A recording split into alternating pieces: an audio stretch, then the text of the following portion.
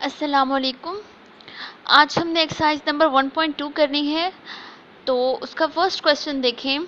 From the following matrices identify unit matrix, row matrix, column matrix and null matrices. ठीक है, matrix singular होता है और matrices उसका जो है वो प्लस होता है।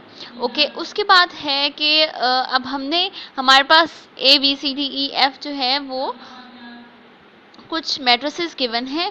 हमने उनमें से आइडेंटिफाई करना है कि यूनिट मैट्रिक्स कौन सा है, रो मैट्रिक्स कौन सा है और कॉलम मैट्रिक्स और नल मैट्रिक्स कौन सा है। तो हमने जो लास्ट लेक्चर में डेफिनेशंस पढ़ी थी उनको माइंड में रखते हुए हम इसे देखते हैं। फर्स्ट है 0 0 0, तो ऑब्वियसली नल मैट्रिक्स। अब इसमें सिर्फ एक रो है तो ये रो मैट्रिक्स होगा। अब इसमें सिर्फ एक कॉलम है, इट्स मीन कॉलम मैट्रिक्स। 1 0 0 1, अब देखें ये जो है ये स्क्वायर मैट्रिक्स भी है। ठीक है, स्क्वायर मैट्रिक्स भी है और जो है ये यूनिट मैट्रिक्स भी है, मतलब आइडेंटिटी मैट्रिक्स भी है। लेकिन और भी ये 2-3 और भी इसके मैट्रिक्स बनते हैं, लेकिन हमने इसे क्या चूज़ करना है, जो हमें ऑप्शन दिए गए हैं ना, मतलब यूनिट है, रो है, कॉलम है, नल है, तो उसमें से हमने चूज़ करना है। उसमें से ये सिर्फ यूनिट मैट्रिक्स है। नेक्स्ट है इज इक्वल्स टू 0, तो ये हमारे पास नल मैट्रिक्स है। लास्ट है एफ इज इक्वल्स टू 5 6 7, तो ये हमारे पास कॉलम मैट्रिक्स है। नेक्स्ट अब हम देखते हैं question number 2। From the following matrices identify square matrix, rectangular, row, column, identity matrix and null matrix. ठीक है, तो अगर हमें डेफिनेशंस याद होंगी तो हम ये प्रॉपर्ली कर पाएंगे। तो आप जो है वो लास्ट लेक्चर अच्छे से अगर आपको लर्न है तो इन क्वेश्चंस में कोई प्रॉब्लम नहीं होनी चाहिए। तो फर्स्ट है हमारे पास स्क्वायर मैट्रिक्स। स्क्वायर मैट्रिक्स देखें कौन कौन से हैं इसमें से। फर्स्टली तो ये है थर्ड वाला, उसके बाद फोर्थ वाला, उसके बाद ये एट्थ, ये भी स्क्वायर है क्योंकि 3/3 का ऑर्डर है बस। ठीक है, ये हमारे पास स्क्वायर मैट्रिक्स है। उसके बाद है रेक्टेंगुलर मैट्रिक्स। रेक्टेंगुलर मैट्रिक्स वो होता है जिसमें number of rose number of columns के इक्वल नहीं होती। तो फर्स्ट वाला रेक्टेंगुलर है, उसके बाद ये फिफ्थ वाला रेक्टेंगुलर है, उसके बाद ये नाइन्थ वाला भी रेक्टेंगुलर है। नेक्स्ट है जनाब रो मैट्रिक्स, सी वाला रो मैट्रिक्स। अब हम इन सब में से रो मैट्रिक्स देखेंगे जिसमें सिंगल रो हो, तो वो सिर्फ और सिर्फ ये 6 वाला मैट्रिक्स है जिसमें सिर्फ एक रो है। उसके बाद कॉलम मैट्रिक्स। कॉलम मैट्रिक्स इसमें सिर्फ और सिर्फ एक कॉलम हो, तो सेकेंड वाले में एक कॉलम है। इसी तरह से 7 वाले में भी एक कॉलम है, तो ये क्या हो गए, कॉलम मैट्रिक्स हो गए। उसके बाद है आइडेंटिटी मैट्रिक्स। आइडेंटिटी मैट्रिक्स कौन कौन से हैं? आइडेंटिटी मैट्रिक्स वो होंगे जिसके जो डायगोनल एलिमेंट्स होंगे वो 1 होंगे, तो ये वाला जो है ना फोर्थ वाला, ये आइडेंटिटी मैट्रिक्स है। उसके बाद है नल मैट्रिक्स। नल मैट्रिक्स इसके तमाम एलिमेंट 0 हों, तो वो हमारे पास कौन सा है, नाइन्थ वाला जो है ये नल मैट्रिक्स है। तो इस तरह से जो है वो आप लोगों ने आइडेंटिफाई कर लेना है कि कौन सा नल है और कौन सा स्क्वायर है। नेक्स्ट है क्वेश्चन नंबर 3।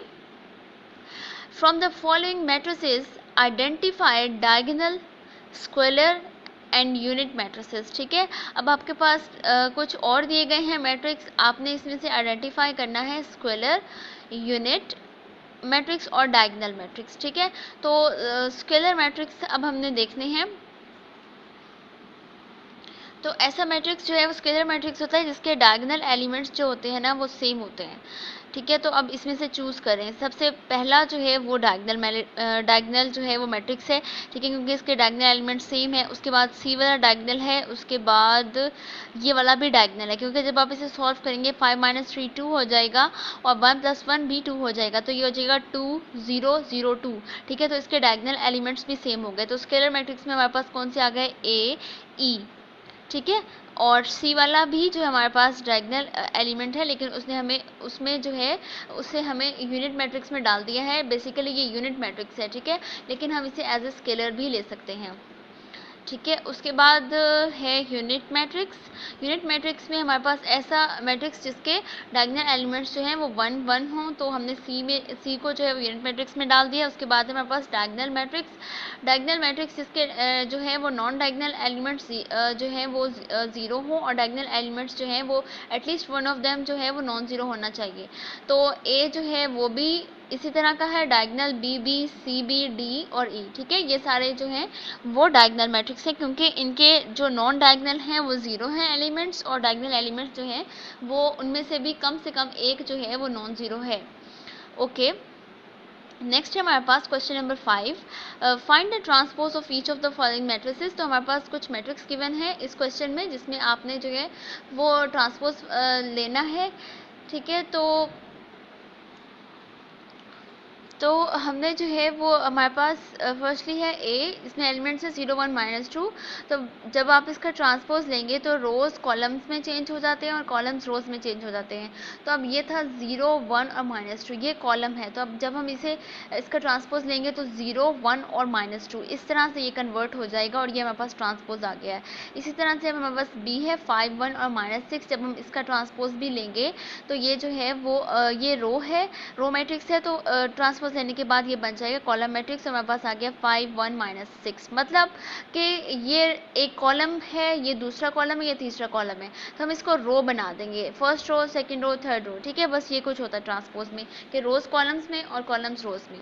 ठीक है, अब लास्ट जो है वो था फोर्थ क्वेश्चन, वो स्किप हो गया था ना, थर्ड के बाद हम 5 पर आ गए थे। तो फोर्थ क्वेश्चन देखें अब, find the negative of the matrices A B and C when A B and C D and E are given as follows. ठीक है, तो हमारे पास ए बी सी डी की वैल्यू गिवन है, आपने क्या करना है, नेगेटिव फाइंड करना है। कुछ कि यहाँ पर मैंने सॉल्व कर दिया है, कुछ आपने खुद करना है। तो फर्स्टली है ए, इसका नेगेटिव मैट्रिक्स देखें क्या होगा। हमने नेगेटिव मैट्रिक्स की डेफिनेशन में ये पढ़ा था कि नेगेटिव हम इस तरह से ऑपरेट करते हैं कि तमाम एलिमेंट्स को, मैट्रिसेस के तमाम एलिमेंट्स को हम नेगेटिव 1 से मल्टीप्लाई कर देते हैं या फिर उसका सैम्बल चेंज कर देते हैं। ठीक है, the negative of matrix is obtained by changing the science of all entries of the given